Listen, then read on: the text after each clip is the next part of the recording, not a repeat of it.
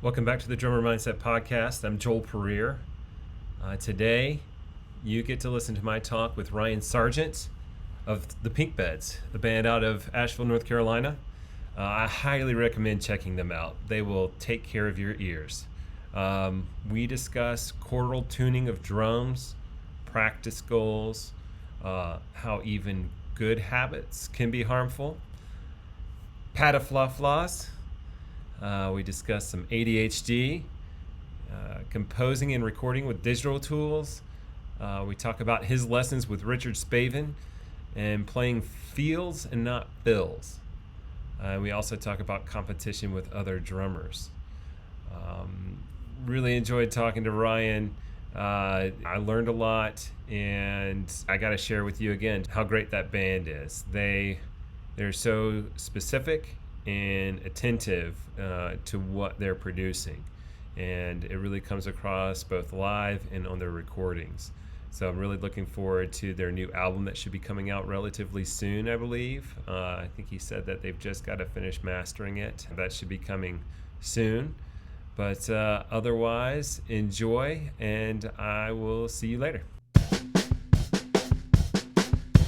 Thanks so much for opening up your home. Dude, thank you for having me. Yeah. I love this area. How long have you been here now? This house, about a year, but I've been in Asheville since, I guess 2014 or so is when I moved out here. Gotcha. Yeah. And was that directly from West Virginia? Yeah, straight from West Virginia. Gotcha. Doing massage therapy, and there's only so many jobs in West Virginia at the time. There's probably more now, I would say, but career choice and music, wanting to do music. That's part of the reason why I went into massage is you work full time's like 20 hours a week. Yeah. So it gives me a lot of time, and you're normally a subcontractor. Yeah. So you can take time off and when you want. You don't have to ask like mom and dad's permission to take time off. You just kind of block your schedule.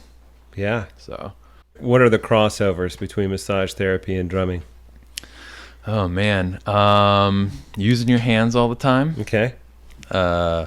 That's for sure there, having the dexterity, having finger strength, I think, and endurance, because I'm basically just doing push-ups on people all day long for like 6 hours, like 4 to 5 days a week.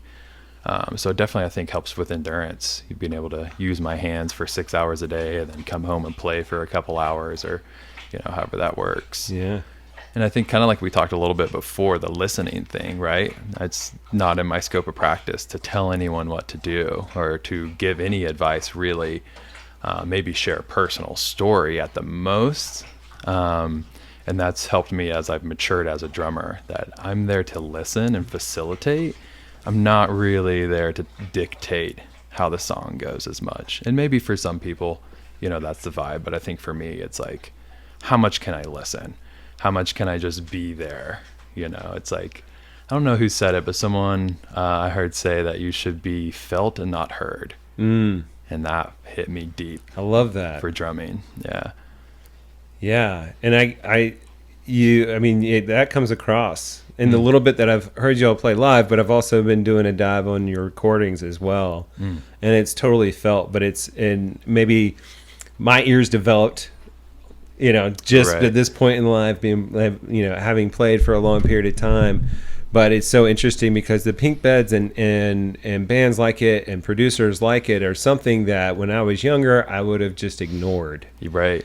And now... Probably same. Right. Yeah. And now, like, just having the experience I've had and, like, listening to it, I can tell, and I've said this before, but it is intentional. Like, every sound seems very intentional and placed. Yeah, we take a long time to curate our sound. It's Aaron, the lead singer, his pedal board, it looks like a shoegaze band or something. He's got an insane pedal board and is obsessed with tone. And so is Logan and Jack, and then myself. I am like, that's been a big driver in me as a drummer, is I just nerd out on gear. We could probably do this whole podcast on like cymbal shape. Yeah. Because I love just like nerding out with tone, and that was one of the things you, I think, commented on, was like that snare sound, and that's and just because I think the story only came up on socials, or I only posted it on socials, but I went to one of the mini breweries in town, and was just going to catch up with friends. Didn't know a band was playing. Saw a band setting up. I was like, okay, cool, this is awesome. I had just come back from like interviewing another drummer or something like that. So I was just sitting on the picnic table behind you all, and I heard you start to hit the snare drum. I guess it was you. Yeah. And I was just like, I don't know. I don't usually play outside, but usually I don't expect like that quality of sound to be heard out in the middle of the woods. And maybe that's where I'm wrong, and that's where I need to go for all my music now. It is cool to record outside, I'll tell you that. Yeah, okay. You get an awesome drum sound recording outside. There's no echo or reverberation. Right. Which can kind of be a blessing or a curse. You know? Oh, yeah. Yeah. Huh.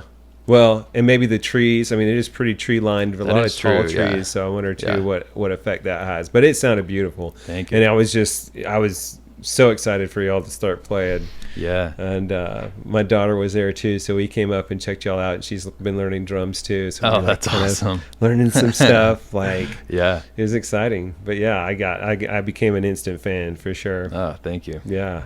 Yeah, that's something I've always. We talked about this a little bit before we started, but that insecurity in drumming, one thing I always had confidence in was like my ability to tune and make a drum sound good.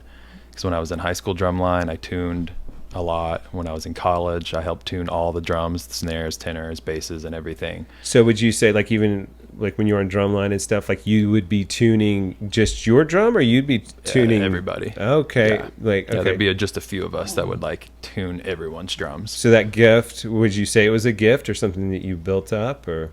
A little bit of both. I feel like I have a good natural ear, and I have a little different philosophy than a lot of people. Like, you know, please share. Yeah. So everyone, I think there's this big kind of rule that every lug has to be the same. You know, I'm going to turn every lug the same. Yeah. That's making an assumption that each lug is the exact same. Yeah. That the snare head was made perfectly. That the same amount of tension to get the same pitch is going to be equal. Yeah. That your snare itself is actually level. It doesn't have any dents.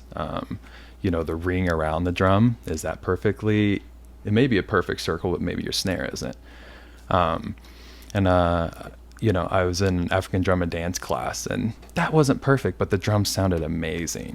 You know, and so my whole thing is a little bit more like chordal sound, right? So it's like I don't want everything to be E flat, E flat, E flat, E flat, E flat, the same all the way around the drum. I'm okay if the notes kind of come together from the top head and the bottom head and make a good sound. So that's kind of more, you know, my philosophy on that is just getting an overall good sound from the drum. And I don't really particularly care if every lug is matched top to bottom. Yeah. People are normally shocked when I say that because they're like, oh, it sounds so good. What do you do to tune? And then I tell them that and they're like, what? Yeah. I spend hours trying to get everything sounding the same. It's like, I kind of listen for that overall pitch. Like once I hit the drum, you know, dampen the center with like your finger or whatever and see if that sounds like a good sound. I don't care. Is every lug the same? I get them kind of close. Yeah. You know, and so many people will like spend a lot of time too, like getting the shell completely naked, hitting the tone, and then trying to get it to that tone. But it's like as soon as you add the mass of the lugs and the heads and everything, it's going to change that pitch anyway. Totally. And I love nerding out on like the podcast. I think they have a podcast too, definitely a YouTube channel. Sounds Like a Drum. Oh yeah. I love that. I love that they recommend on at least one video that I saw that you tune your bottom head like a third higher. Right. Super cool. But I'm going to do some heads are way high, some will be way low. Different drums speak differently, and I don't know. I like the loose approach with it rather than being so regimented and getting like a drum dial and making sure every drum has this much tension on it. It's like, dude, that's way too much for me. I don't have time to do that on stage, especially, or it's kind of blowing my mind right now. Yeah, honestly, because I've just been kind of going through this right now. I just got a new drum set. Yeah, and I love it's like a mahogany shell kit, and I'm loving it. That was my first real kit, was a mahogany. Nice. I've never dealt with mahogany before, but I'm really loving the punchy tones, warm tones I'm getting from it. Yeah. But this drum set company is kind of notorious for having bad hardware, and so what I'm noticing is that each lug, even the machining of it, like some you like every time you want to make sure you're not cross-threading. Right. As much time as you spend making sure you're not cross-threading, it still feels like it's being cross-threaded. Right. Because it just wasn't machined cleanly. Yeah. And so what does that effect have on the head at that point? And especially because I I've been trying to do something similar to what you're describing on the other side. Like I got a torque drum key, right? Just with the idea I can at least get it up close and then do the fine tuning after. Yeah. But I'm just thinking to myself, like, there's that's a lot of not assumptions made there. Exactly. Because how much faith do you have in Remo and Evans, and that they're gonna, an Aquarian or whoever, that they're gonna make that drum head seat perfectly to where every lug, every corner is gonna match. Right. Yeah. Well, but the tone was always important to you. For sure. I felt like that was one of the things I did have mastery over. Right. So early on, I felt like very, very subpar, and my playing ability and my ability to keep time, really bad at rushing. I'm super ADD, so that that a lot of people with ADD have, I felt, and I think a lot of drummers are ADD because it's like, oh, I can hit stuff and tap around and I'm not in trouble for it. Right. So tone was something I felt like I had a good ear for and had a good understanding, and that was something where I felt I could confidently be like, okay, yeah, the drums sound good. A little harder to be like, I sound good. Right. Because that was kind of like we talked too, there's a little bit of that identity in there. It's like self, but it's like this inanimate object I'm okay saying sounds good because it wasn't really me. I didn't make that drum, I didn't make that head, I put it together, but yeah. Does that separation help you? I think it did in the past. Now, I'm getting better at it. I still have a hard time, like we talked before, saying, if someone gives me a compliment, being like, yeah, it's our fifth member, it's our fifth Beatle, it's the metronome. So I'm still learning how to do that for sure. But I think now it's like, I've accepted the fact that, like, I feel like I can tune a drum set pretty good. I could take a crappy kit and make it sound good. So yeah, I'm starting to learn. Yeah, I mean, at different points it's helpful and at different points it's not. So this is something that we were just starting to touch on before we started recording today. One of the things that I've been kind of exploring more recently, and again, is mindset in general, but growth mindset. And so I think a lot of folks, at least a lot of the folks I've talked to have a pretty good understanding of growth mindset. And especially when if you go to like couples counseling or any kind of counseling and start learning more about engaging, or therapy and engaging, and you don't have to go to therapy for this stuff, like your own self-insight is very valuable and therapeutic in and of itself. But if you're paying attention to other folks, and you begin to realize too, or you learn that labeling someone for good or bad can actually undercut kind of their self-esteem and how they view themselves and their performance. Whether you're saying, oh, you scored a perfect score on this test, you're super smart, that automatically starts to, when they're a kid, they start to identify with that intelligence, and it becomes very important to maintain and protect that. And studies show that it actually can lead to more cheating, lying, and things like that, and also not taking on as much challenge or risk.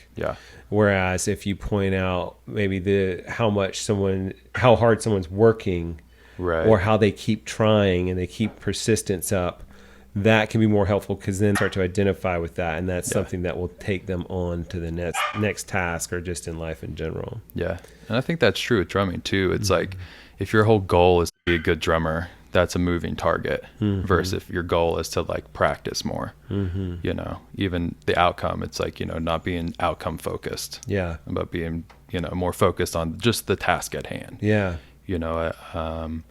There's that saying, like, keep the one eye on the prize. It's like, if you keep one eye on the prize, you're not going to see where you're at right now. Really effectively. You might trip over something that you didn't expect to be there, because one eye is always distracted by this, dangling carrot. Totally. Like, kind of coming back to the process, right? What you're kind of talking about. And I think another thing too about growth mindset that came up, and I'm going to probably talk about this every episode I come across, because it was so revelatory for me. But I just remember times when, I was practicing, anytime that I've been practicing throughout my life. This is back in when I was young to like now, just experiencing that frustration, like understanding maybe a time signature or a rhythm, and just not feeling like you're getting it. And getting frustrated that you just want to quit. But that's actually, when you're at that point, that is, by the studies, a sign that you're creating new pathways and that you're actually getting it. Yeah. And so what else like kind of helps with the recipe is then getting good rest, sleep, taking care of yourself, coming back at it the next day. And a lot of times what you'll find is like you're either closer or you have it. Yeah. And then you can start building on that. I've definitely found with practicing sometimes if I just don't play drums for a day or two, I can come back and it's like almost instantly there. Yeah. You're like, how? It's amazing. Why does that happen? Like I worked on this for 2 days and then I don't play drums and now all of a sudden I have it. But yeah, I guess it's that neuroplasticity, everything connecting finally, giving it time to grow. And then sleep is really where we consolidate memories. So it's all in the hippocampus, just to kind of nerd out a little bit. But that's really why it's so important. Like why memory, like sleep is so important for memory, and why there is an association with dementia and Alzheimer's related disease and sleep issues. Interesting. And so, that's why it needs to be a part of any regimen, and in my psychiatric practice, we talk about self-care a good bit, and it used to be, we would talk about exercise. I would typically avoid talking about nutrition because that is such a moving target. Eggs are good for you. Eggs are bad for you. Right. Don't eat them. Do eat them. Right. Yeah. I mean, there's like so few facts that any registered dietitian can agree upon, and I mean, and the best ones always, in my opinion, I feel like the best advice, I should say, is an evaluation, and it's tailored per person because everyone's going to have different needs for that. So it doesn't really talk about that too much, other than generally speaking, we could probably eat more vegetables in general. Yeah, more vegetables and fruit, I would say, for everyone. Yeah, and then even the fruit thing comes up is like, not necessarily good for folks. I don't see how anyone could say your insulin fruit levels isn't good for you. Right, I know. Like, it's strange. That blows my mind. It's counterintuitive. Yeah. I know. And then people talk about legumes are super important. And then people talk about, no, that's like tobacco. It's like, are you kidding me? Like, this is crazy. So, it kind of goes back to even like the practice stuff, right? It's like we talked a little before. It's like self-reflection. It's like, what feels good in my body? Yeah. Like if I eat meat every day, does it feel good? If I nothing but fruits and vegetables, does that feel good? Or do I feel lacking in some way? Do I need to spice in some meat? Right. Do I need to have days where I eat way too much and then days where I eat very little? I think having anything regimented that's overly regimented can be harmful. It blocks the ability to have a conscious response. There's a teacher of mine that says any habit is a bad habit. There are no good habits. Interesting. Because you're not doing it consciously. So it's like if I want to practice and I just go in and I habitually practice 2 hours a day and I do the same thing over and over, if I'm just mindlessly doing it, how much am I going to grow from that 2 hours of mindless practice because it's a habit? I'm just going to do paradiddles for 20 minutes to warm up. Versus if I really intently do a paradiddle for 5 minutes, or whatever the warm up may be. Yeah. I think doing things intently, far more important than doing things habitually. Yeah, that is. And I come into walls when I bring that up to people. They're like, no, there are good habits. I'm like, I get what you're saying. It's good to put your seatbelt on every time. Right. It's a good habit, quote unquote. Right. But doing it consciously instead of habitually is a totally different, like, kind of where the direction of the conversation goes. Totally. And I so many times too, and I think especially with this, there is like a little column A and B, because like you can have your routines, and routines are super important for us, I will argue. Yeah. And at the same time, so is intentionality. Yeah. And so it's almost, if you add that as a part of maybe a ritual with it, then it takes it out of just what you're talking about with that habit or just droning. Yeah. It's just like, how did you get to work the other day? It's like, oh, I don't know. I just got there. Like, you don't even remember driving. You don't even know what cars were around you. You don't remember how long you were at a stoplight, which stoplights you stopped at. Like, what you ate yesterday. It's like eventually something may come up with that. So I think that just doing anything that you do intentionally is like, for me, that's like everything, right? Like whether it's playing drums, whether it's your career, hanging out with your kids, your friends, like be there intentionally. Even if that means sometimes you get invited to go out and you just don't go. That's been something I've been coming into more recently is like, I don't need to go out and hang out all the time. Like if I'm not going to be there and like really be there, and I'm just going to be somewhere else in my brain, and my ADD kicks in and I'm just like not with the people I'm with. I'm like thinking about how I should be practicing my patty flaw flaws or something. I'm not going to be there. I'd rather sit home and practice that rudiment or hang out with my dogs. You have to educate me. What is a patty flaw flaw? So it is like a hybrid rudiment. Okay. the flam rudiment. Where It's a marching band kind of thing. Yeah. I've always admired that practice or that approach. The marching band is something that I didn't have experience with. Yeah. A lot of times when they find out like, oh, you're in drumline, they're like, everyone immediately thinks snare drum, which is like really rudimental. And like, from my experience, a lot of the snare drum guys, they're like they're like the dedicated dudes, right? And then you have like the tenor players, also super dedicated, but they're a little bit more like cool about it, you know? And then you have the bass drummers like myself, and that they're just like the goof off, the stoners, the like weird kids. Okay. So like my experience with drumline was being a bass drummer. Okay. So I didn't have as much of that rudimental stuff because we don't do as much. We do a little bit, but nowhere near as much. Sure. Oh, that's interesting. Yeah, most of the folks that I've talked to have done snare. Yeah. Yeah.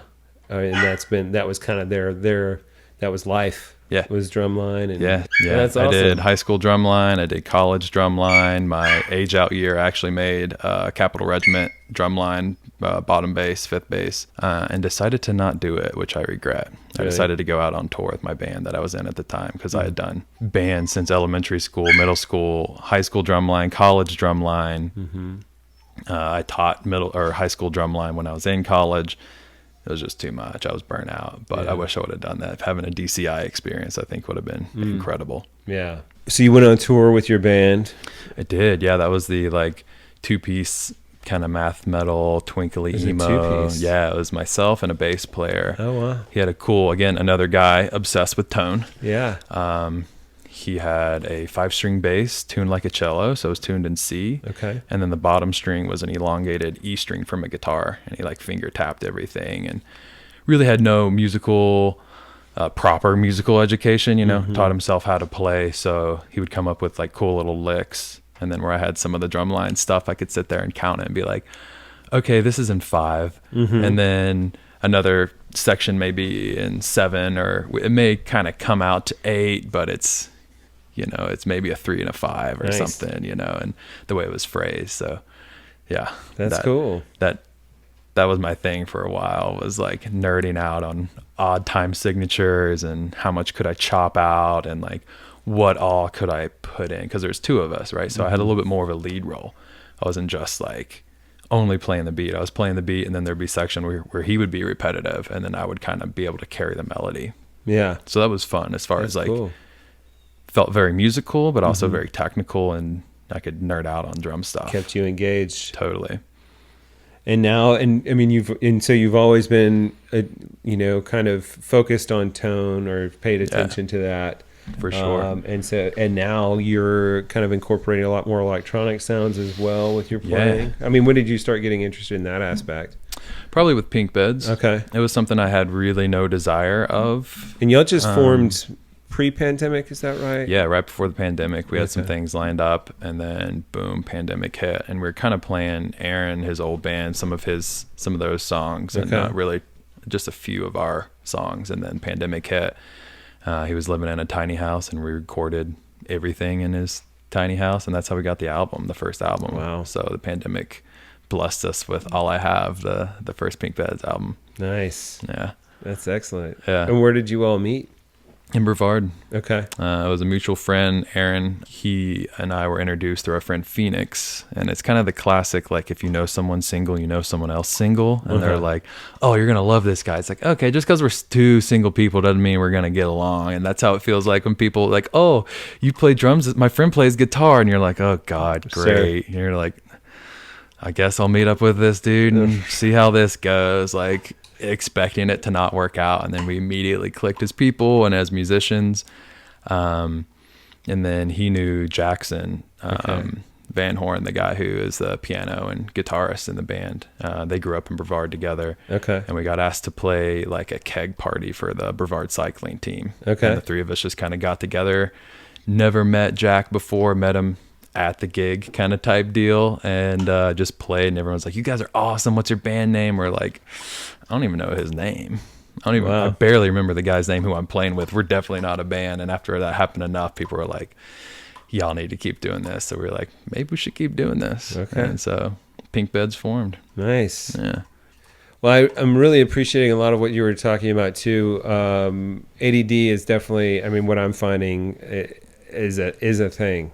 Oh, for sure. And It's like going back to like the middle school, high school band, you knew who the drummers were before you knew who the drummers were. right. You could tell it's like the hyperactive kids. It's like give them something to do, and they're not sitting down with a trumpet and like learning amateur on the clarinet or something. You know, like Totally. give them something to hit. And that's something that I've been, having worked in that world, like the diagnostic world where Totally. like you evaluate and you do all these things.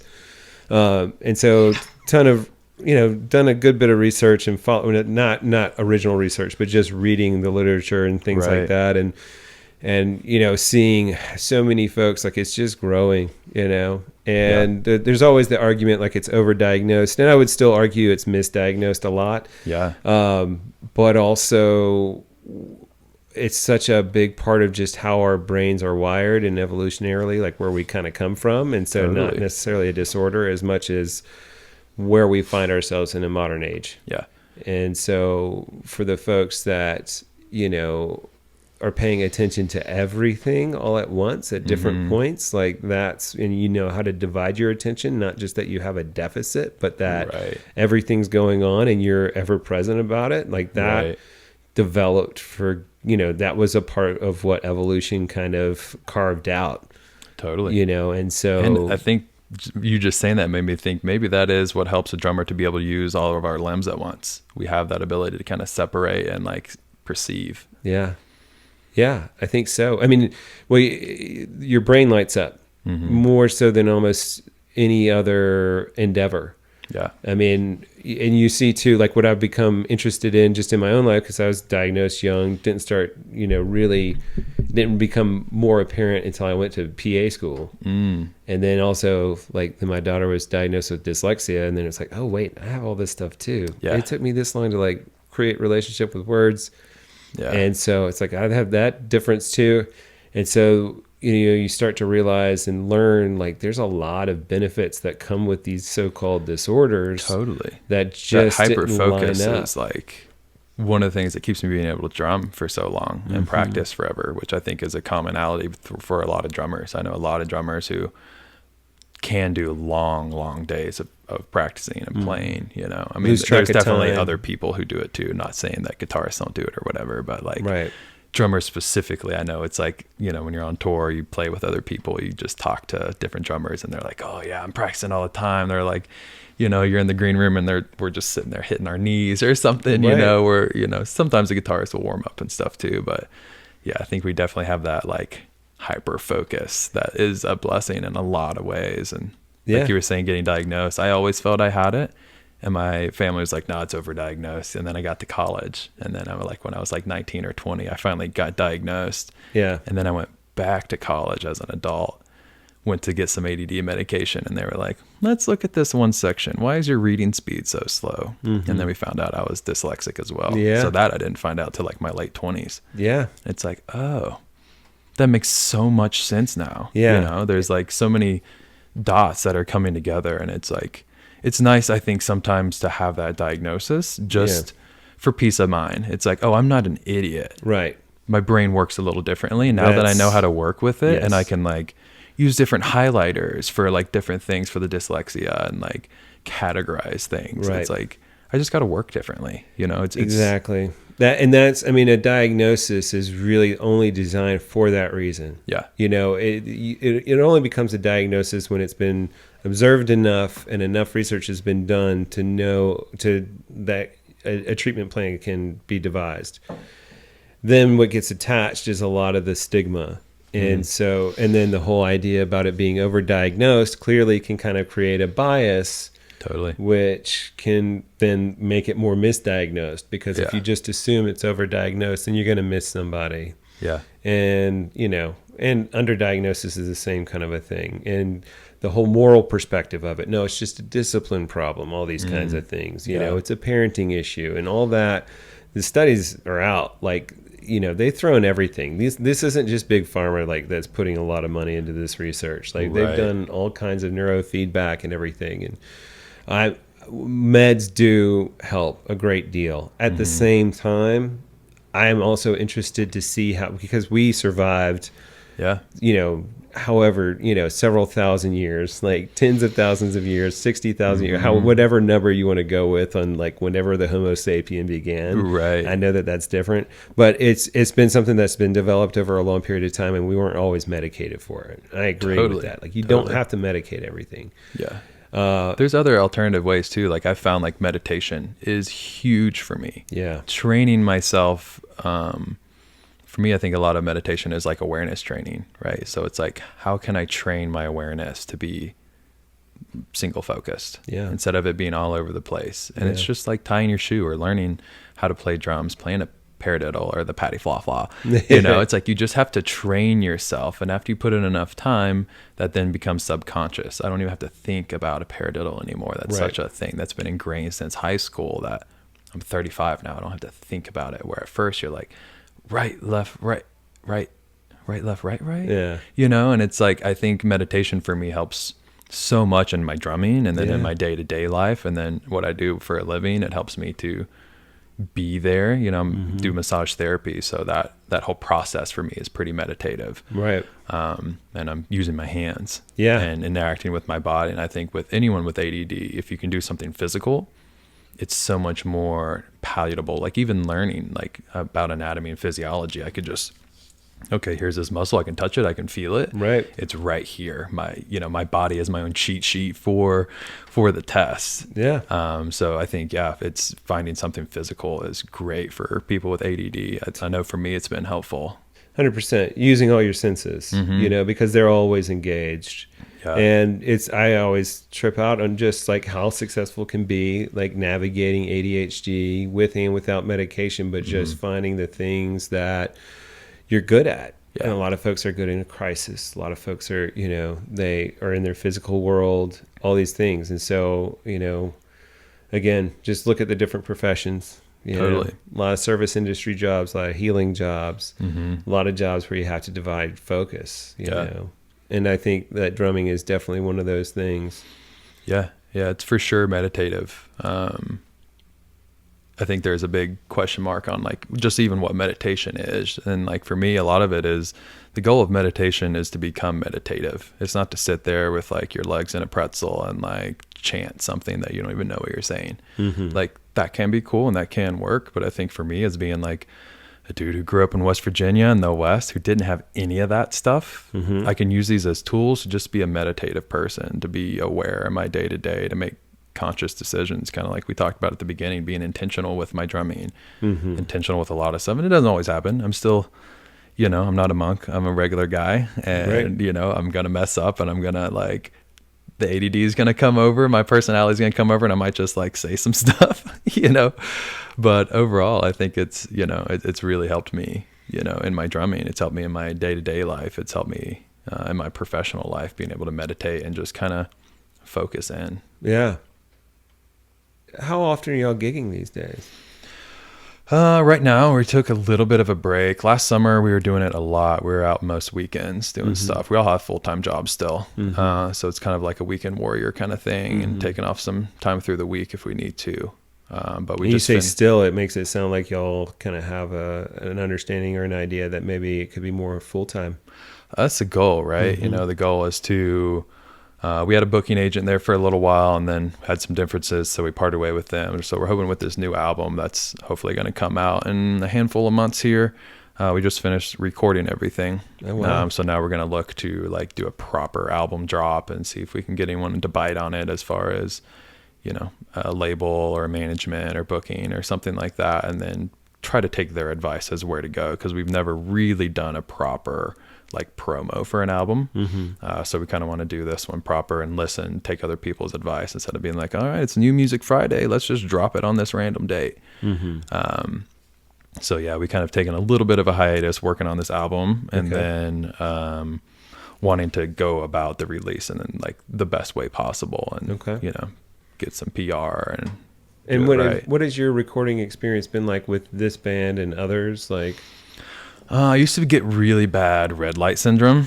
As soon as the record button goes on, you're just like, you don't know how to play the drums and you get really tense and you're like overplaying or underplaying or all of a sudden I don't know how the chorus goes, and here comes the chorus, and what fill do I do? And it was just a really nerve-wracking experience, you know, having what I did permanent. Yeah. But now it's a lot easier. I've done it a lot more. It's like fine. You know, it's totally chill. The last one we recorded in my house there in Brevard, and then this one recorded right here in the room, in my drum room over there. And that I think is cool. Recording at the house is a very chill experience. You know, the band is here, we're hanging out, drinking some beers, you know, giving each other shit in between takes or whatever, or giving advice, or like, hey man, maybe try this. Aaron and Jackson, the two guys in the band, they're really good at producing. Like one time Aaron was like, man, if I was playing this beat, I feel like my chest would be in it. I'd be like leaning in, and I'm like, oh, I wouldn't have thought about that, you know? And it's like, I did that and it worked so much better. It's like, yeah, this needed me to like carry that energy. So it's cool when you get to record with your boys that, you know, you love and respect, and like they can give you little bits and that understand drums too, it sounds like, right? Yeah. Like how you embody that pocket or that canvas. Yeah.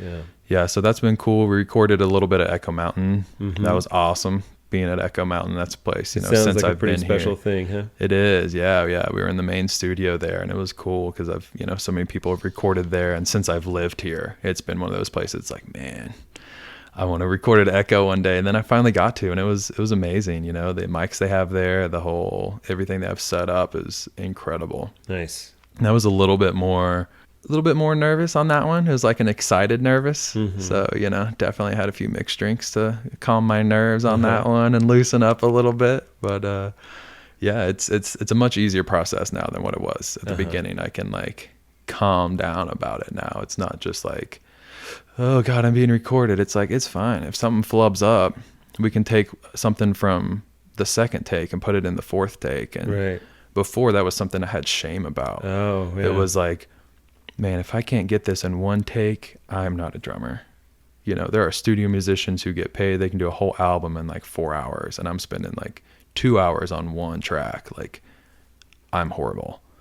Then I've learned, the more I've like listened to podcasts and things like this, every drummer does that. Everyone cuts and chops. It's very rare, unless you do have like a live recording, like what we did at Echo. That was like a full on like live recording, you know, no cuts. That's why that one I think was a little bit more stressful. But like, you know, I heard like Questlove talking, I think it was on like a Red Bull podcast or something, and about how he like, you know, chops up all kinds of stuff and layers in things. And it's like, oh, I'm not a bad player if we have to like overdub some drum stuff, or we have my acoustic drums and then we overdub some electronic. Like, that's just modern music. Right. And so I think a lot of it was a learning curve of how to wake up to modern music and not just have this idea of like the studio drummer where your take is the most important. It's all timed.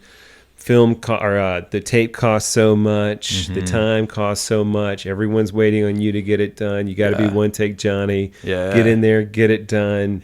And then go, you know, let them fix the rest of it. You know, it's the rest of the band. Yeah. That was the big difference between Echo, because we had a day, right? We did like 4 songs, I think, maybe 5.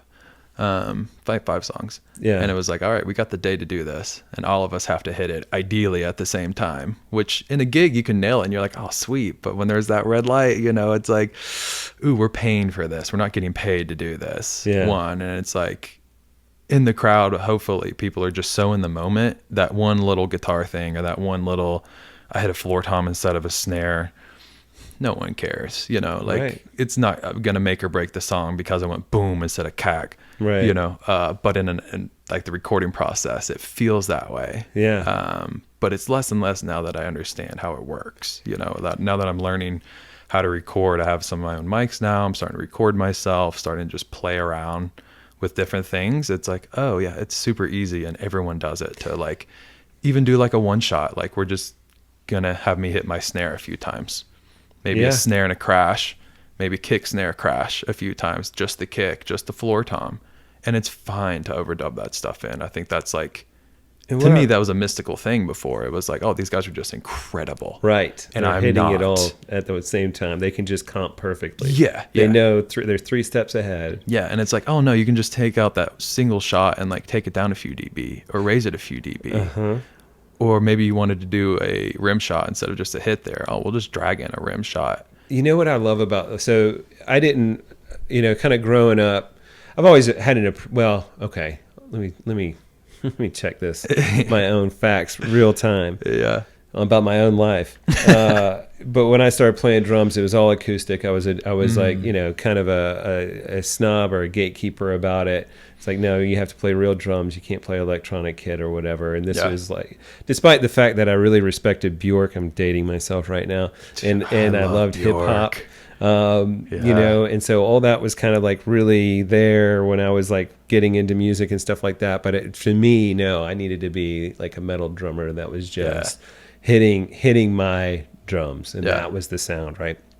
And then not until recently did I go back and do a dive on just the level of genius that comes out of so many of the hip hop producers of that era, and just the layering techniques and how they can take one piece of music and completely flip it. It's not just slowing it down, putting it in reverse or whatever. It's like taking out pieces, layering it over other things, and creating something totally new that then changes the paradigm for drummers and how they learn. Totally. So what I love about your story is like, like this old paradigm of like, no, I have to be one take. I have to do this in one take. Time is money.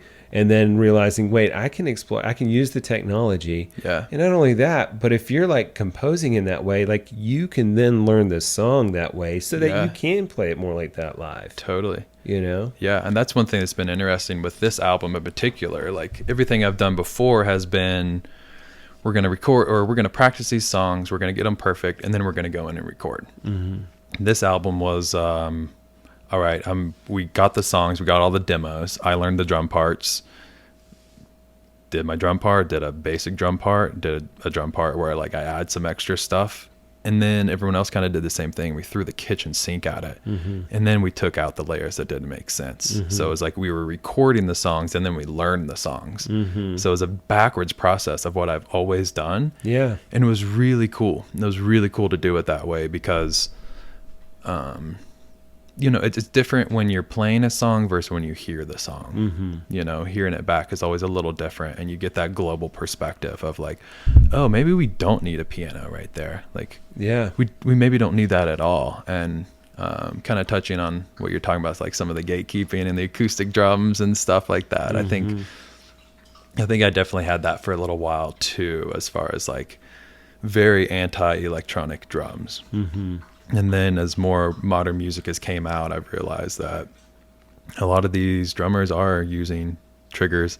They are using backing tracks. Like everyone has an SPDSX, like at least in a lot of like modern pop and stuff like that. It's like a cool tool to use. And it's, it's no one, maybe for a while, I don't know, I wasn't around when the keyboard was invented, but I'm sure there were some people that would just be like, you don't have a grand piano on stage? Like, what are you doing? Right. What are you doing? Right. And now it's extremely common to see a keyboard, but there's also like synthesizers, right? Yeah. There's like two directions of like, is this going to be a weird noise or is this going to be a piano replica? Yeah. And I think electronic drums are going to do that too. Yeah. We're going to have a group of people or even like brands or like, runs within a brand that this is a very much, we're replicating acoustic drums. Right. And then there's going to be some stuff that is maybe more like synthesizers. Like this is just some weird sounds you can make.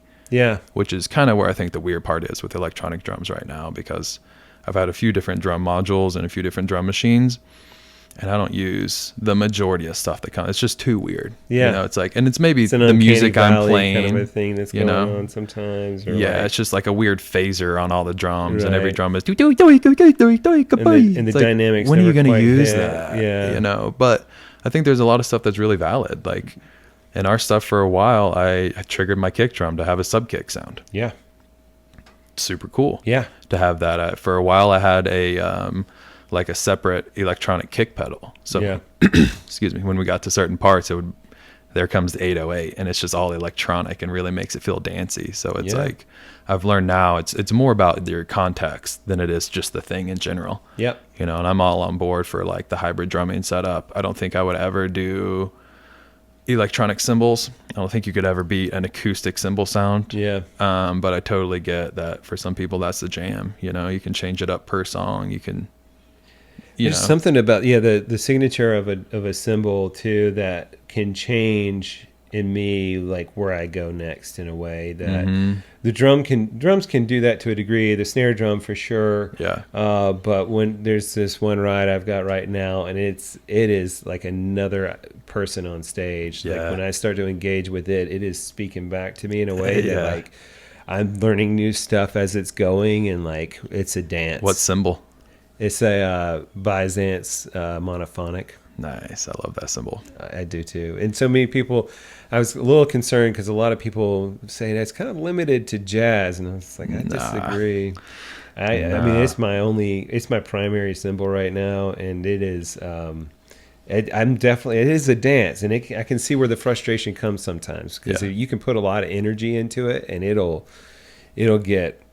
push a lot of energy, and it can kind of overcome a lot of the feel and stuff. But then you just back it off a little bit, talk to it again. And I think that's a lot of that's like finding your voice, right? Like I went through, I can't tell you how many cymbals. I would just buy cymbals and then sell them, and then take that money and buy another cymbal and trade it in at Guitar Center, or like sell it on Reverb or whatever it was. And I've learned I like really dry, really thin, really flat cymbals. Oftentimes with bell. Very small bell. And that's what I like. I like the dry, washy, a little less stick definition on the ride. I like just having like a nice bed of wash that kind of comes. And that's sometimes it's not always appropriate in every single song and every single musical situation. But I've learned like Steve Jordan is probably my all-time favorite drummer. Okay.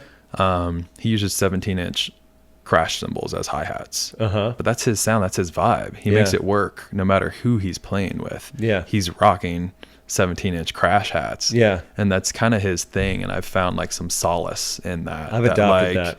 You know, like this is part of my sound, is having like my ride. I have two ride cymbals. They're both 24 inches, and they're both really thin, and you could like bend them. You know, but they have a beautiful wash, and if I want to, I could really lay into them, and they get big.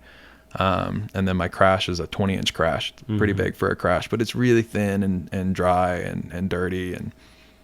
And my hi-hats, I always like bigger hi-hats. I was rocking some 17s for a while. Now I'm down to a 16. Okay. But I always do stuff to them to make them sound weird. Like in one of the songs that's going to be coming out on the new album, I put a 8-inch bell underneath the hi-hat. I put a 12-inch china inside, and then I put an 8-inch splash on top of the top hat. And so it gives it this really crispy electronic sound. Interesting. So I'm getting that electronic sound, but through an acoustic means. Which I wish I could just randomly throw that on stage and have all that like set up for that one part of that one song. It's a little too much to do in and live, but it worked out amazing. That sounds cool.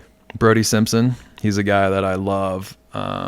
Drummer. He's that name sounds so familiar. Yeah, he's endorsed by Meinl. Okay. He's Brody Simpson on like all the socials and stuff, and he is like an amazing drummer who does really cool stuff as far as like putting weird effects like guitar pedals, like on his, like Dan Mayo's another one of the guys who does that. I think I've seen some of his stuff. The two of them together played at the Meinl Festival just recently. But he's someone I look to a lot as far as like, okay, what weird cymbals can I put together to get an alternative sound? And I love doing that. I mean, sometimes that's my practice, right? Sometimes practice isn't always, let's do a paradiddle. It's like exploring. What if I stack this cymbal here? Like, how does it feel to have my cymbal up high? Like a lot of guys take their ride up high, and for like 6 months, I put my ride up super high and angled it really far.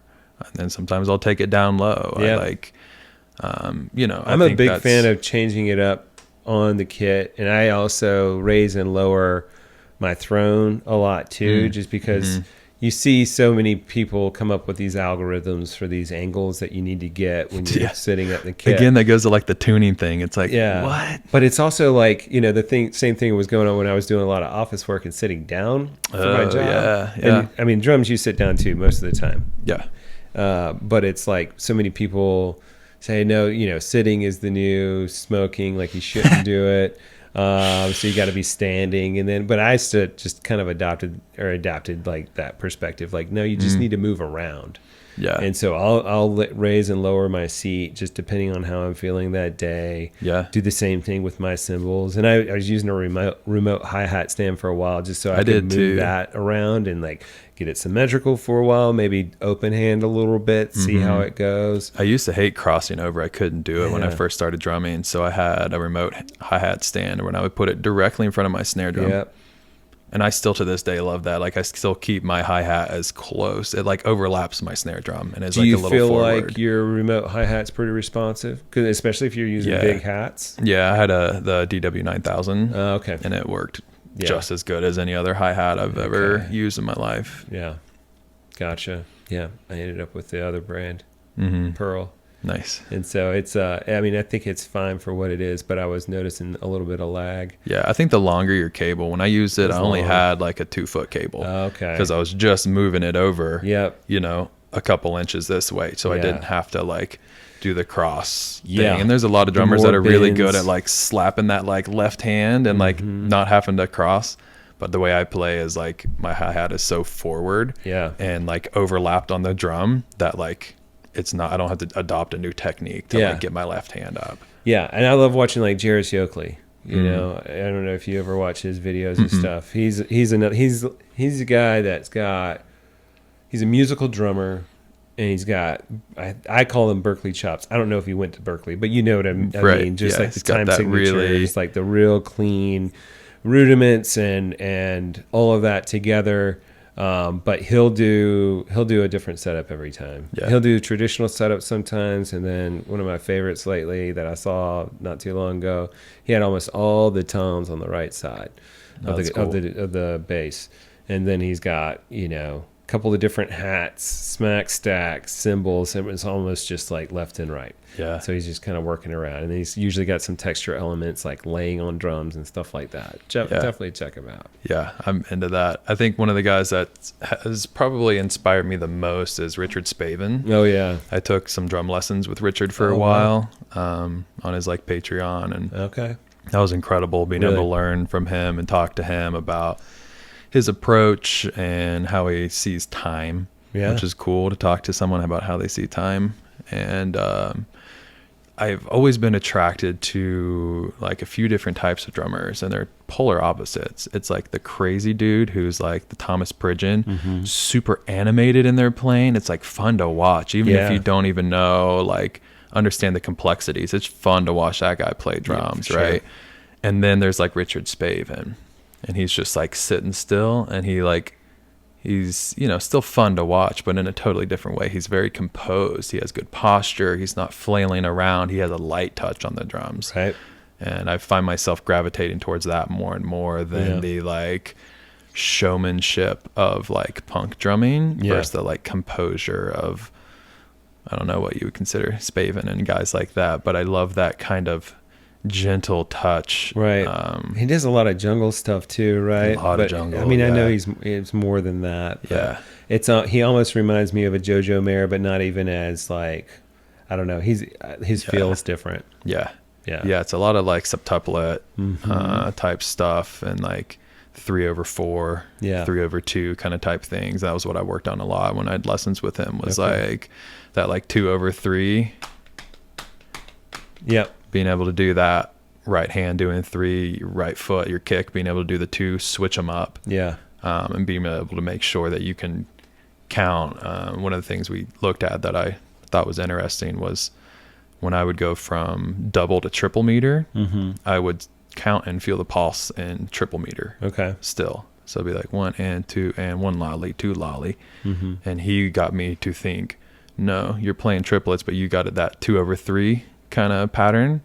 You still got to feel the 8th note when you're playing triplets. Don't just go into, you know, triple meter. Still feel the double meter, even though you're going into that. And that took a while for me to get. I was like, probably a month and a half of our lessons was me trying to internalize and not just go 1 2 3 1 2 3 1 2 3 1 2 3. Still being able to do that and count 1 and 2 and, or 1 2 3 4. Yeah. And that took a while, but that's kind of from what he said, kind of the root of his playing is being able to switch that up and it not be, you know, super mechanical. I've discussed this with a couple of teachers that I've had, and I still don't know. Like, I think I sometimes get it when I'm playing, and then it just sometimes like leaves me. You know what I mean? It is complicated, but it is kind of the swing feel to a degree, but without swinging. Yeah. Kind of a thing. Yeah. Yeah. Yeah. I think the like doing that 2/3, getting the right hand, just the hi-hat, don't even do anything with your left side of your body, but just the right hand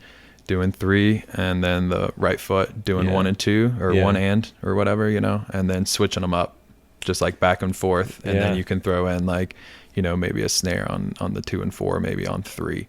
And then, you know, switching it with your other hands, trying to do it with the hi-hat foot and the left hand. And then you know, there's a million iterations of how you practice the 2 and 3 and then flip-flopping. Totally. And that helped me a lot with that. Yeah. Awesome. Yeah. Definitely. I love it. I love it. Getting some good tips here. Yeah. What is your next kind of technique that you're working on? Or is it a tone or whatever? I've kind of switched into just being really good at what I do. Okay. I think for a while I was constantly that kind of like less than mindset. If I didn't know how to play like a crazy Afro-Cuban beat, man, what am I doing? I'm a drummer. If I don't know Latin percussion, what am I doing as a drummer? I'm not even a percussionist. I'm a drummer, you know, and that was like a scary bad word, just be a drummer. And then it's like, oh, I should be a percussionist. It's like, oh, I should be a musician, or, oh, you know, and it's like, what are these layers? And like, when does it stop? Like, when am I ever going to be okay? When am I going to be good enough? When am I going to feel comfortable? And one thing that I've really been leaning into these past few years is just being really good at the genre that I like the most and play the most. Okay. You know, we do a lot of like disco kind of beats, a lot of 16th note, hi-hat stuff, a lot of boots and cats. And man, it is incredible how many different ways you can play 16th note, just straight 16th note beat. Where you're going to do your accents, how's it going to feel? Going back to like Steve Jordan. Yeah. That guy can do kick on 1 and 3, snare on 2 and 4, and just 8th notes, and you're just immediately like, oh God, it just hits your soul. And it's like someone else could play that beat and it's not the same. Yeah. You know, it's like, what are they doing what are the elements of what they do? Yeah. How is that straight beat, the first beat we all learned, 8th notes on the hi-hat with, you know, the 2 and 4 snare, 1 and 3 kick. Yeah. How are they doing that so well? Yeah. How am I holding the stick? You know, I've been in like a lot of our newer stuff, there's different songs. I'll play the hi-hat differently, use completely different techniques. Sometimes it's French, sometimes it's German, sometimes it's all fingers, sometimes it's all arms, sometimes the fulcrum is like an extended fulcrum where my index finger is kind of out and it's almost second finger fulcrum. Sometimes it comes from the back, like my pinky, to get different tones. Am I hitting the edge? Am I hitting on the bow? Am I playing on the bell, next to the bell? Is it the tip? Am I going to play like the flat part of the stick on the top of the hi-hat? Like little nuanced things is kind of really what I've been practicing and trying to get down now is like, okay, now that I feel like I can play these beats comfortably, how can I nuance them and make it to where it's like, yo, that feels good. And to where it's like that felt not heard thing. It's like people can feel it who maybe aren't drummers, or if you are a drummer, it's like, dude, that guy's got a good feel. Even though I'm just playing it's a simple beat that most people can play, but can you make it feel good? And that's that like abstract, right? That's like, well, and so, you know, I love this. I was just talking about this yesterday with a bass player who's also a drummer. And we were just talking about the importance of pocket, you know, and holding it down together, you know, kind of getting, I'm doing a series with just other musicians and their perspective of drums and stuff. And, you know, we were just talking about, you know, I think the resistance for a lot of folks, and especially with like the Insta choppers and drummers these days too, is like it's flash, and that gets a lot of likes and it gets a lot of views and stuff like that. But there's also, and it's complex and it can be hard to do, and it takes a lot of work to obtain those chops. And they're great, and there's nothing wrong with chops. I love chops. But at the same time, there's a lot of complexity to the pocket too. And so just like what you're talking about, like paying attention to those textures and to your technique on that can open up a completely different challenge and make the pocket feels so good to not just listen to, but to play. Yeah. Because there's such a flow that you can find. Yeah. And consistency, you know, it's like every time you hit that snare, that's another like kind of recording thing. It's like, how consistent are you? Like, how many times do we have to overdub and like throw in that like one shot, you know? Becomes like the new challenge. Yeah. Can you be consistent? And that's another big thing is like consistency. Like, are my eighth notes consistent as far as spacing, as far as intensity? Right. You know, it's like, that's a definite thing where I'm at right now. It's like, okay, the kick's going to be the same every time, you know, not the same every time, but you know, if I'm doing 4 on the floor, I don't need to have like some that putter out, or, you know, I get into the chorus and I'm thinking maybe more what my hands are doing. I forget a little about my foot, and you know, I drop a few dB because I'm not intentionally hitting that, you know, it's like those little tiny things that I feel like that's where I want my focus to be. Like I love the chop drumming. I love watching people go nuts. You know, like Brian Evans is a dude I see online a lot. Like Zach Grooves. Like, I love watching dudes chop out, but that's not who I am as a drummer. That's not like, I'll watch that stuff all day and be like inspired and like flub around and like mess up a bunch of really bad rudiments around the drum. But it's like where I find my joy is like the music I'm playing, and like, how can I craft this? And like, you know, playing brushes, I think really helped that for me. Yeah. Like we talked about, you know, I have a note value now. It's not just a 64th note. Every hit is just ta, ta, ta, ta. It's very staccato, and having that legato soupiness and like making things feel. I was at Marshall University for a while, and we had a drummer come in. He said, movement is sound. How you move is how you sound. And that like blew my mind at that point in time. And it's like, you know, the Ringo, the swish swash on the hi-hats, he stopped doing that, but his earlier days, you know, and it's like I started doing that a lot because it sounds different than just straight up and down. Yeah. And it's like those little nuanced things to me are so interesting. And that's what I look for drummers now. I don't care about your chops. I don't care how good or bad you are. Because even if you're quote unquote bad, there's something that you're going to do that may be a quote incorrect technique that sounds cool, that I can maybe use or do. And that's what I watch now when I watch drummers. I don't really watch like, oh man, I can't believe he just did that fill that blew my mind. Like, we all have the internet. We all have seen crazy fills. Like, I'm not impressed by that. I'm impressed by like how nuanced they are, like what their technique is, like their consistency. It's like, it may be a cool chop, but if you don't have that consistency, that flow, it doesn't have that good feel. And there's some drummers that are just amazing at that. They just have insane chops and insane feel. And that's what I find like super inspiring as far as like that side of things. But outside that, I'd rather be more like a Richard Spaven or Steve Jordan, you know, and just have like a really good feel. That's like, there's a thing in like mountain biking, jump for show, turn for dough. I feel like there's got to be something like that for drumming, you know. It's like chops for, you know, for fun, and then you're going to get the gig if you're consistent and you have a good feel. Yeah, for sure.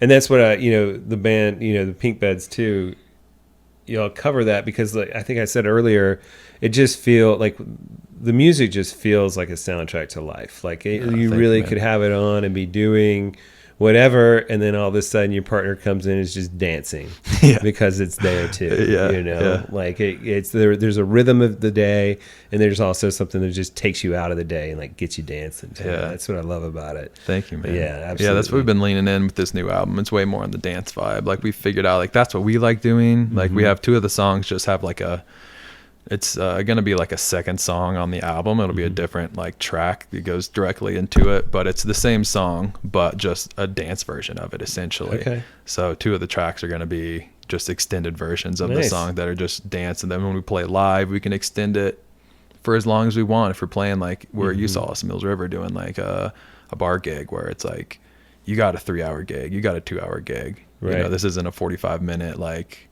hit it and quit it kind of type gig, you know, so we have that option to do that. And we all love that aspect of the older album. It's like, man, adapting some of these songs, reworking them, adding some more jam sections that are just really dancey, and like, you know, some of the solos that like Jack will do, our piano player, aren't like shred your face solos. It's almost like a rhythm solo, you know. I saw the other day, I can't remember his name, I feel bad, it's the bass player for Snarky Puppy. He's like a founding member too. Totally. I can't think of it right now. Yeah, but he said, a groove feels better the longer you play it. Yeah. And that's been another thing that's like hit me a lot recently. And I think that our band, we haven't really directly talked about that. But I think that we all kind of have this understanding of that, like, it's cool to lock in, people like what they've heard before. They like what they can quickly understand and grasp. Yeah. And if you can quickly just get that and be like, oh, okay, I understand this structure. You have a big mass appeal. And I especially like that with the drumming. It's like, I don't have to play complex beats, but if I can play this beat right, I can get people dancing. Yeah. And that's the coolest thing. It really is. It's a huge compliment. Yeah. Like if people are just, it's just subconscious for them, or they just feel inspired or whatever, and they just start bobbing their head or they're moving. Yeah. Like that's what it's about. That's the energy. It's kind of like when you ask one of the things, the overlap with like massage and drumming. Yeah. Telling someone to relax during a massage, it's like, bro, that's what they're there for. They're there to relax. If you point out to them, hey, you need to relax, they're like, now they're in their mind that they can't relax or whatever. That to me is the same thing. Like, hey, everyone come to the front of the stage and dance. Right. Come on and dance. It's like, no, they're there to dance. They're there to have a good time. Like, you need to find ways to do that just makes them do. Like, with me, I have them take a deep breath, or maybe I'll jiggle that limb a little bit and they kind of let go, so I can get that point across, like, without directly saying, hey, you need to relax. Right. Maybe it's okay, just take a deep breath. And then we'll kind of pause, and I'll kind of easily go into something, and then they will relax. And I think the same thing with like bands and stuff. When I hear people like, get closer to the stage, don't be shy, like, everybody dance. I'm like, bro, no, that your job is to make them do that, not to tell them and order them to do that. Right. It's like, find a way to be subtle that does that. Maybe it's in your dynamics. Maybe it's in your approach. Maybe it's just that song isn't like the vibiest thing for that specific crowd, right. Or you're James Brown. Or you're James Brown, and and then you tell everyone what to do. Yeah. God, Clyde Stubblefield. Yeah. The GOAT. My God, that man is amazing. Yeah. I'm really chasing that right now. It's one of it's a detail thing. It is, and it's a feel thing, and so that's right now. Like it's where I'm at with it is. I think I got the notes. Yeah, I know where they go. Yeah, right. But it is more about that feel, where you're like how you're moving your body, that motion. What did your teacher say again at Marshall? Movement equals sound or something. Yeah, motion is sound. Motion is sound. How you move is how you sound. Yeah, and I think that's the thing. It's that looseness that's there that you gotta embody. I mean, even your posture. Yeah. Are you hunched over? Are you sitting down? Right. Like nice and comfortable and erect, or are you like leaning to one side or the other? Like that's going to affect the physics and the mechanics of how your muscles work, how your joints are going to stabilize or not stabilize. It'll change. I mean, if you are playing with your elbow out versus with your elbow tucked, you're going to have a different sound, different techniques. Elbows in, French grip feels a lot easier that way. And German grip feels a lot easier with the elbow out. Yeah. And anywhere in between is going to make adjustments. And, I broke both my wrists mountain biking. Oh, wow. And so I've had to adjust some of my technique. How and some long of that ago has did just you been break these wrists? A couple of years ago. I was living out in Brevard and got heavy into the mountain bike scene. Yeah, and as one would do. There's a lot of really good cyclists out there, and I have a lot of confidence and very mediocre ability. Okay. And when those two things come together, it equals me falling down and breaking stuff. So I broke a lot of different bones and sold my mountain bike, and that's how I got that drum set, was selling my mountain bike and being like, all right, I've never hurt myself other than like a bloody knuckle on a drum set. Right. So maybe it's time I focus. And then with doing massage as well, it was like, okay, I'm like, I can't afford to break any more bones and like do the two things that I love to do. I'm in the same boat. I just sold my bike literally like a week ago. Yeah. And I was an injury that happened 5 years ago, but that's the one that I'm still like kind of contending with, where it's like there's contortions that happen, trying to do different exercises. What do you have to do anything for your wrists still? Just the regular stretches or anything specific? Yeah, I keep them stretched out. I do, the classic like pull the wrist under and back every direction. I do it individual fingers, groupings of fingers, 2s and 3s, and then I think doing massage, keeping it strong. A lot of people avoid an area once it's been injured. And I think you should lean strengthen into it. There's that whole perspective of like, like people would like knock on a broken bone or something. Mm-hmm. I think that's more of an Eastern medicine kind of perspective, which makes sense. Totally. You got to get the blood flow back. You got to get the nerves active again. Like if you're stimulating it, that for whatever reason, it's going to strengthen it and also bring it back. I buy into it. Yeah, strengthening and stretching is like key. Yeah. And I think playing drums and doing massage is what's helped my wrist to heal so well. And then I doing massage, and then I have a degree in exercise science, so I kind of understand a little bit, about anatomy and physiology, and I've broken enough stuff and been to enough occupational therapists and physical therapists. I've like caught on what they're doing. So yeah, it was a lot of in-home treatment. And then my fiance is an acupuncturist. Nice. So she'll, hook me up with some acupuncture every once in a while if I have my wrists or my elbows or, forearm or anything like that. Shoulders, my right shoulder is always hunched forward from that hi-hat going over there to the left. So yeah, she'll throw some needles in me, and that helps a lot too. Nice. Yeah, everyone should be, I think everyone could pay attention a little bit more to what they're doing, their body habitus and how they're sitting and all these kinds of things, but especially drummers.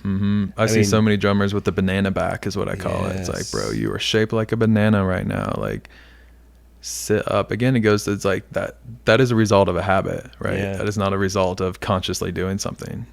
That is a habit. Yes. And kind of goes back to that not all habits are good habits kind of type thing. Right. Sit down intentionally at your drum set. How are you hitting? How are you standing? How are you breathing? That kind of that being meditative. That's that whole like overlap where it's not sitting down to meditate is the goal. It's to be meditative in your life. And for me, meditative is like being aware and being intentional. Yeah. It works out great behind the drum set, The breath work is so interesting on the drums, Having a discussion with another drum student not too long ago. And I had picked up on one, I think it was like George Clinton or somebody. It was like, a funk band leader. And they're like, you need to breathe with the music. It's like, man, some of these BPM, I don't think that would be healthy to do. And then he brought up Benny Greb. He took a course from Benny Greb, like live. Like this dude's from Germany. Yeah. And he was talking about how Benny Greb actually talks about, nice, clean, slow, like breaths, but using that as another polyrhythm within your drumming. Like you should be able to like keep that in your mind as far as something else that's going along with these four other limbs, Yeah, one of the things that I took from that Benny Greb book that he's probably referencing, that he probably got a real actual lesson from, I just got the book, is he talks about fills, that people go hold their breath and then they rush the fill because you don't have air. Your body is naturally in like a slight panic mode. You lose the one and then you're rushing, and it's like, nah, just inhale through your nose casually. I think breath work, that's one of the things. I've taught some breath work classes and worked out a space out in Brevard and taught meditation, and it was a lot centered around breath work. And I think that is like a huge thing with drumming, that anything, driving your car, you get freaked out on the interstate. Same thing we tell little kids, take a deep breath, count to 10. So you were breathing in when you're going through the fill, or out, or both, or does it depends. The ones that feel more powerful, it feels better just exhale, release of tension of some sort. Versus like the ones that are like, I kind of want to be a little more vibey, or like almost like that Questlove, Jay Dilla, like a little behind the beat vibe. That's I'm definitely inhaling a little bit more on that, just like okay, there it is. It's like you're chilling on it. So it's like I don't want to like exhale and put all this energy into it. It's like I'm just kind of bringing it in, And one of the things I learned from Richard Spaven, he has this whole thing. It's called feels, not fills. Ooh. Which is a cool one that we got into as one of the lessons that we did. And it's about, you're putting feel into this section. You're not putting a fill. So you're not shaka-daga-daga, shaka-da-da, shaka-da-da-ba-da-ba. You're not just throwing in some haritos because haritos, and that's like the newest thing you've learned, and now you're putting it in every drum thrill or drum fill. So it's a feel. He's like, you're just going to change the feel for a second. You don't have to put in, this crazy drum thing. And that was another thing that really changed my mindset. And it's like, oh, it's okay to not have these chops. It's okay to just like change up the feel. And that really helped, I think, solidify that like comfort in that, like doubling down on what I feel is my vibe, rather than trying to chase this like crazy jazz drummer, Afro-Cuban stuff that I just I love, but I don't really have the time and want to really sit down and really take that time to learn it. I'd rather sit there and like stare at my stick and see how I'm hitting that hi-hat for like 30 minutes, you know, or work on that feel instead of a fill, which is like, that took me through a loop. That like blew my mind when we did that lesson. I was like, oh my God, dude, you're blowing my mind. Because that's his approach. He does this stuff and you're like, he just totally went to a different time signature for like 3/4 of a measure. Like, what did he even do there? And it's that feel and not fill thing. And it's like totally a different approach, you know? And I love too, what you're talking about is that relationship with how you engage with the instrument, you know, as opposed to just banging on it, you know, or hitting the notes, but like bringing something out of it. You know, that was something that River Gregarian had mentioned to me that I had kind of understood in as far as like playing piano. But had never put the two together. I don't know why. But as far as like just bringing something out of the drum, as opposed to like forcing something into it, you know? Right. Playing off the head versus playing through the head. There's like a lot of different little approaches there. Yeah. And just the thought of it, I think, just the exercise of the thought of it. Because sometimes like it's so abstract, I almost don't get it, right? Because there still has to be some downward stroke, right? But but it's still a matter of millimeters sometimes, or inches. Intentionality of it. And also just that concept that can change your posture sometimes, your breathing, what you're expecting out of it, what you're, you know, it's almost like you're inviting this energy. Right. And you're not necessarily forcing it. Sometimes it's coming out of you. Right. But it's not, a lot of times it can kind of come through you too. And especially when you're playing with other people. I think when it comes through you is that's where it's at, dude. Like anytime it's coming from me, I'm in my head. I may technically be playing the parts, but that vibe is not there. When it's just like coming through me and I'm not paying attention to what I'm doing. I'm not thinking about the fill. I'm not counting the drum part, like, you know, drum line style in my head, you know, and I'm just there and I'm listening and I'm responding to the band, I'm responding to the crowd. That's when it feels good. When it's like I'm almost not even there playing the drums. It's just like so fluid. And I think that comes down to the practice thing too, right? Like if you don't practice enough, I don't think you're going to get there. If you don't know your parts so intimately, you're not going to be able to disconnect. Right? Like it is knowing the notes and engaging with the notes and learning that part. And then if you've been doing that enough and you're open enough and you're paying attention, the art can come out. Totally. But your job is not to just focus on the feels of it. Like there's work you have to do. Like there's technique you need to follow. Practice you need to do. You know, intentional ideas that you're trying to get across. Then to get to the point where you're on stage or what, you know, depending on the situation, you know, like, and then allowing it to come out. And you know, if you're paying attention, it can come out without doing that fill or like showing that chop that you've been waiting, you've been holding on to. Like you keep it in your back pocket. Sometimes it's right. And sometimes it'll just flow out of you or through you. I had a guy one time, Brady Storm. He's an awesome drummer in North Carolina. And he came up to me one time. He was like, dude, I love that I can tell that you could shred and like do some stuff, but you're just not. And I was like, oh, thanks, man. Yeah, I was in drumline and like know a bunch of random stuff. But like with this band in particular, and if he would have saw my previous band, the 2-piece like math medley stuff. It was all out there. It was all out there, dude. It was all hanging out. I was attempting stuff I couldn't even do at the time, you know, but I was going for it. And I thought that was like probably one of the coolest compliments that I've ever received. So shout out to Brady for telling me that, because I think about that a lot. And is Brady in Western Carolina? Or? Yeah, I'm sorry if he hears this. I cannot remember the name of his band right now. But yeah, he's in a lot of different things. He's bro is out there doing all kinds of stuff. So yeah, and he's a shredder guy. He's like one of those guys I can watch shred and be like, damn, dude. I love watching that, but I cannot do that. Like that is not within me. And like I think accepting that was like hard, you know, because that's like the drumming I watched growing up. That's like what excites me. I'm guilty of that Instagram dude that's just like sees someone like do a 60-second reel and I'm like, fuck, I'm gonna follow this guy, like this is incredible. But then when I go to play, it's like, you know, there's this disconnect of like what I thought I wanted to sound like and then what my actual voice was. It's like being a tenor but like, wanting to be an alto or something, Yeah. it's like, no, you're a tenor. It's okay. Just sing in that range, Yeah. find your voice. And I think that was a hard thing for me to accept. Yeah. But then once I accepted it, it was like, oh, there's a space for this. There's a space for this kind of drummer. There's a space for this kind of attitude. There's a space for this approach. It's just as valid as, any other approach. And I think that helped me a lot to be comfortable. I love that. And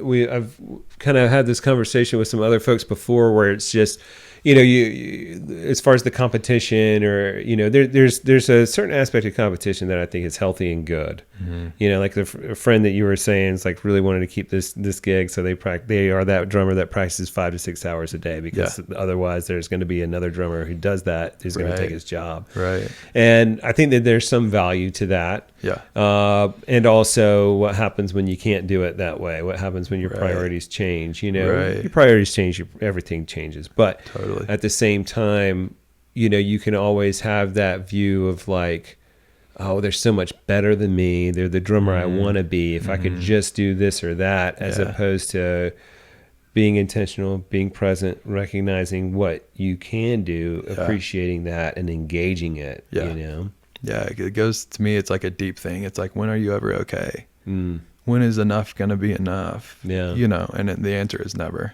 Right. That's a moving target. Right. You're going to see that drummer, you're going to do that fill.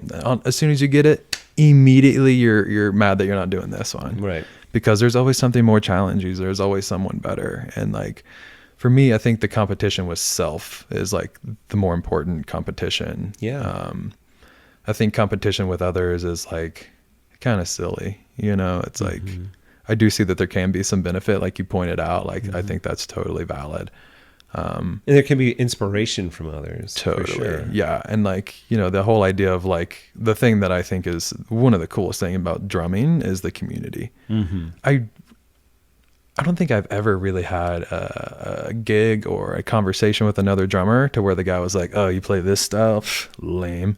Every drummer is such community based, it's like, oh, sick. There's a brotherhood or sisterhood or, any individual that is a drummer, you're immediately accepted into this family, you know? And it's like, I don't know. I feel like for whatever reason, every time I play shows with it, it's like me and the other drummer always click. Yeah. Just because we're drummers, we may have nothing in common, right? But it's like, there's some overall vibe that just goes with drummers that are like, okay, yeah, cool. We get it. We're drummers. Like, we're the odd kids, Yeah. It's a cool little family to be a part of. There's such a cool community. And, absolutely. That's what I've been finding just doing this project, Yeah. Is just, it was one of those things where, like, I don't know that a podcast was ever in my mind for something for me to do. Yeah. But I've always appreciated podcasts. Dude, and I love podcasts. Always loved drumming. I listen to podcasts more than I listen to music. I'm a bad musician that way. Yeah. That's interesting. Yeah. Well, just on that end, I was just talking to another musician yesterday. They're the same way. Mm-hmm. They say that a lot of times it's because like when they're in the car, like the tone's bad, the wind noise, all that stuff. So it's never like a full experience that they want in listening to music, Yeah. And so plus they're gigging constantly. So yeah, I think it's like being inundated with it all the time. It's like getting a little recluse from it, when you're playing. Why, again, like you were talking earlier, like you feel like maybe not like the audiophile or like the full musician because you don't have like something to like play your music on. I was showing Joel our band, and it just came out of my little MacBook Air instead of like some cool sound system where you could really hear it. And I was like, oh man, I'm a bad musician. I don't have a cool way to listen to my music. If you just go into the next room, you're going to see some pretty incredible drums and cymbals and gear. And that's the stuff that makes it. So, it's priorities, right?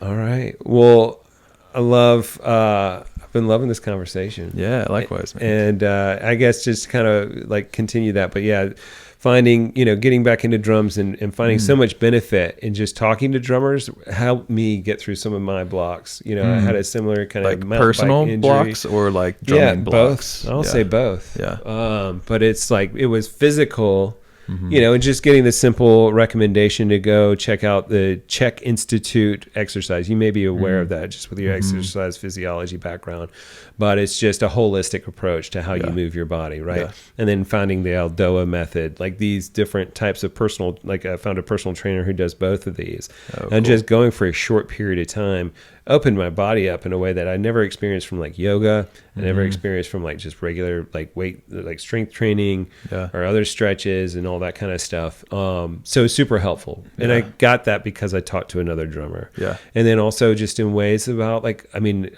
this conversation, I feel like it's so rich with these pearls about, you know, whether or not we're talking about different rudiments to how you feel the triplet over the eighths and these kinds of things, you know, just discussing it, conceptualizing such an abstract thing and giving words to these things is so helpful personally in the way you drum, but also, you know, in the way that you're engaging with other people in the presence of mind and being intentional about it. And I feel like these conversations, I've been getting a lot of great feedback that people are appreciative of having the conversation, because a lot of times we all get bogged down in our day and we don't always have that ability or that time to really be intentional about it. And so my hope is that I'm inspired right now to go practice my 2s over 3s and 3s over 2s. And that's my hope too, for a lot of other people that would be listening, is, you know, it's just another piece of motivation. Yeah, for sure. And that, like, drums. You know, it's cool. You're cool. Everything's fine. Like, you don't have to be that